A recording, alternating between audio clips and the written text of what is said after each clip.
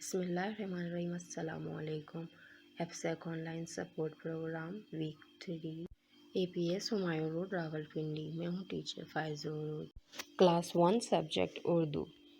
پیارے بچوں، امید ہے آپ یہ اور وہ کا فرق اچھی طرح سے جان گئے ہوں گے۔ آج کا عنوان ہے میرا، تمہارا۔ میرا اور تمہارا یہ الفاظ ہم جب استعمال کرتے ہیں جب ہمیں کسی چیز کی ملکیت کے بارے میں بتانا ہو۔ اگر ہماری کوئی اپنی چیز ہو تو ہم اس کے لیے استعمال کریں گے میرا یا میری، اور اگر ہمیں کسی دوسرے کی چیز کے بارے میں بتانا ہو تو ہم استعمال کریں گے تمہارا یا تمہاری۔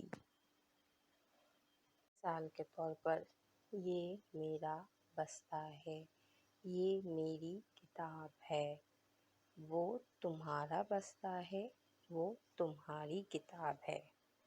درسی کتاب صفحہ نمبر 20 کو غور سے دیکھیں۔ اس صفحے کو پڑھنے کے بعد ہمیں میرا اور تمہارا کا فرق اچھی طرح واضح ہو جائے گا۔ آئیے پڑھتے ہیں۔